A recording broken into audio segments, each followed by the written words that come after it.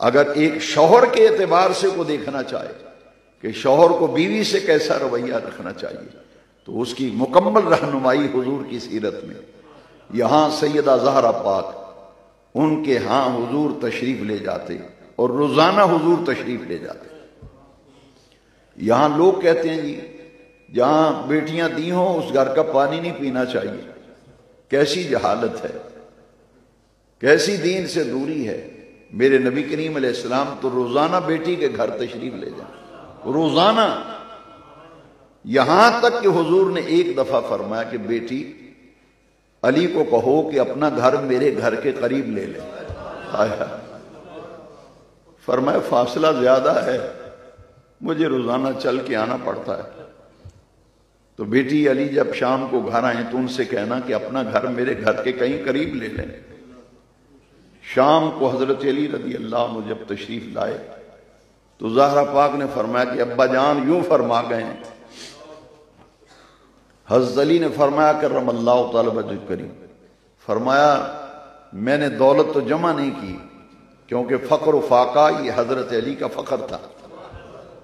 قاسم ولایت تھے، دنیا سے تو رغبت ہی نہیں تھی. تو میرے پاس تو یہ گنجائش نہیں کہ میں مکان خریدوں. ہاں ایک صورت ہو سکتی ہے، حضور کے ایک صحابی ہیں ان کے کئی مکان ہیں، وہ کئی مکانوں کے وہ مالک ہیں. تو آپ کے ابا جان حضور نبی کریم علیہ السلام کے گھر کے ساتھ والا گھر جو ہے حضور کے اس صحابی کا ہے.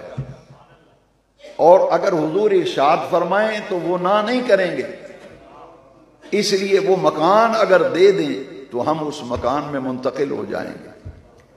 حضور دوسرے دن تشریف لائے تو سیدہ خاتون جنت زہرا سلام اللہ علیہ عرض کرتی ہیں ابا جان علی پاک نے یوں کہا ہے.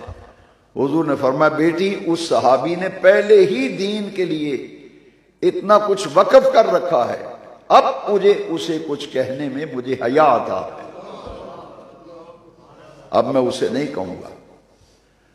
اب کسی طرح سے یہ بات حضور کے اس صحابی حضرت حارثہ زید بن حارثہ کو یہ اطلاع ہو گئی کہ نبی کریم صلی اللہ علیہ وسلم نے یوں ارشاد فرمایا. جب انہوں نے سنا تو فوراً مکان کی چابی لے کر حضور کی بارگاہ میں آ گئے. حضور یہ ایک مکان کیا، یہ تو سب آپ کے ہیں.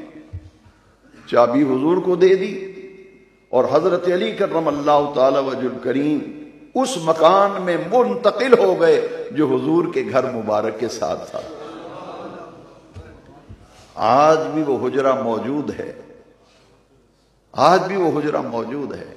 اور میں جو بات اصل میں عرض کرنا چاہتا تھا وہ یہ تھا کہ یہ ہماری دین سے دوری ہے کہ بیٹیاں دے دیں تو پھر ان کے گھر سے پانی نہیں پیتے، زیادہ بیٹیوں کے یہاں جانا آنا نہیں چاہیے. اب جب مکان میں شفٹ ہوئے تب وہاں منتقل ہوئے تو بھئی دروازہ تو گلی میں بھی تھا نا، مگر حضور اولاد پہ کتنی شفقت کرتے تھے. نبی کریم علیہ السلام نے اپنے گھر کے اندر سے ایک دروازہ رکھا تھا. اللہ اکبر. حضور جب چاہتے دروازہ کھولتے بیٹی کے ہاں تشریف لے جاتے. یہ اسی دروازے کے ساتھ حضور نے اپنا پلنگ بھی بچھایا ہوا تھا.